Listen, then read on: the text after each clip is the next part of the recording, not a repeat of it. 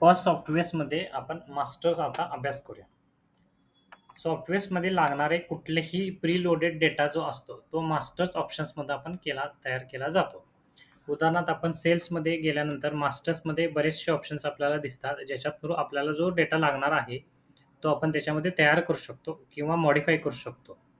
उदाहरणार्थ आता सेल्समध्ये मास्टर्समध्ये कॉमन मास्टर्सचं ऑप्शन आहे, ज्याच्यामध्ये आपल्याला बरेचसे मास्टर्स करावे लागतात. जसे की एम्प्लॉयी मास्टर असेल, ज्याच्यामध्ये सॉफ्टवेअर्समध्ये ज्या ठिकाणी आपल्याला एम्प्लॉयींची नावं घ्यायची आहेत, त्यात जे का नावं लागणार ते आपण याच्यामध्ये तयार करू शकतो. जसं की वेटर असतील, कॅप्टन असतील, कॅशियर असेल, मॅनेजरची नावं असतील, अशा पद्धतीची नावं आपण याच्यामध्ये तयार करू शकतो.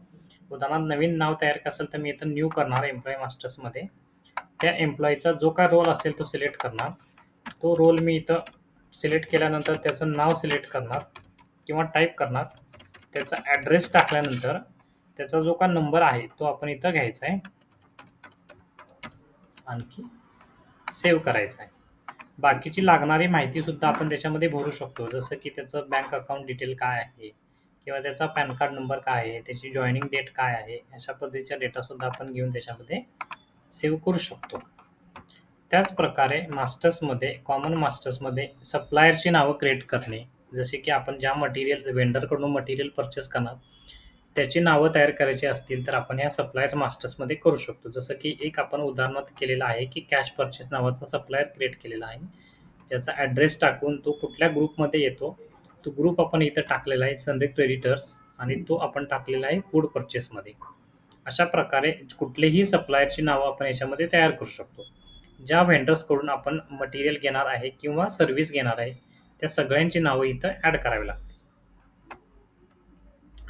त्यानंतर आपण ऑप्शन्स बघणार आहे कस्टमर मास्टर्स. जो का आपला पॉइंट ऑफ सेलसाठीचा जो कस्टमर आहे, त्याची इन्फॉर्मेशन आपल्याला जर घ्यायची असेल, तर त्याचं नाव, ॲड्रेस आणि मोबाईल नंबर आपण इथे सेव्ह करू शकतो.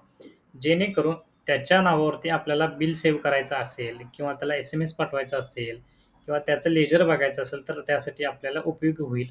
या प्रकारे आपण कस्टमरचा इन्फॉर्मेशन इथं सेव्ह करून ठेवू शकतो.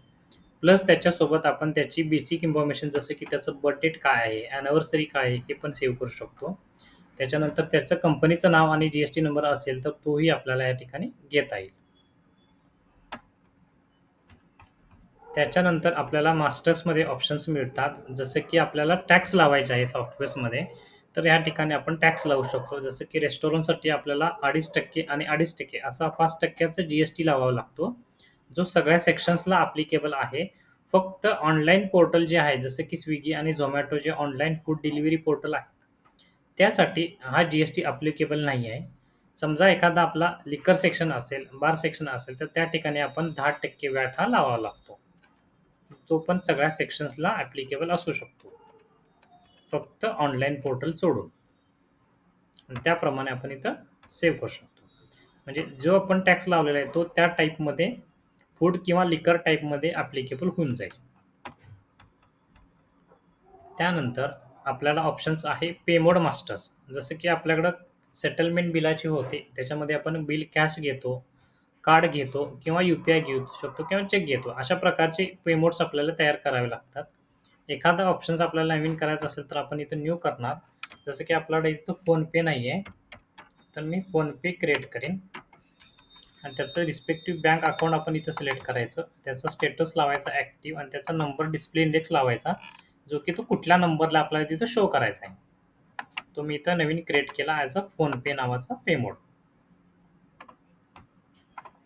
त्यानंतर आपण मास्टर्समध्ये बघू हॉटेल इन्फो मास्टर्स, जी का खूप इम्पॉर्टंट आहे. ज्या क्लायंटसाठी, ज्या हॉटेलसाठी आपण सॉफ्टवेअर दिलेलं आहे, त्याची जी काही बेसिक इन्फॉर्मेशन आहे, जसं की त्या हॉटेलचं नाव असेल, त्या हॉटेलचा ॲड्रेस डिटेलमध्ये असेल, त्या हॉटेलचा कॉन्टॅक्ट नंबर असेल, तो सगळ्याला आपल्याला इथं इन्फॉर्मेशन भरता येते. जेणेकरून त्यासाठी तो व्हॅलिडेट राहील आणि त्याचा जो काही डेटा आहे, तो त्याच्या बिल प्रिंटवरती किंवा रिपोर्टिंगवरती आपल्याला शो करता येईल. ह्याच्यामध्ये इम्पॉर्टंट आहे की हॉटेलचं नाव, त्याच्यानंतर त्याचा डिटेल ॲड्रेस, त्याचा कॉन्टॅक्ट नंबर, त्याचा जी-एस-टी नंबर आणि बाकीचे वेबसाईट वगैरे असेल ते ऑप्शन्स आपण याच्यामध्ये टाकून सेव्ह करू शकतो, जे त्यांच्या बिलाच्या प्रिंटवरती शो होतील.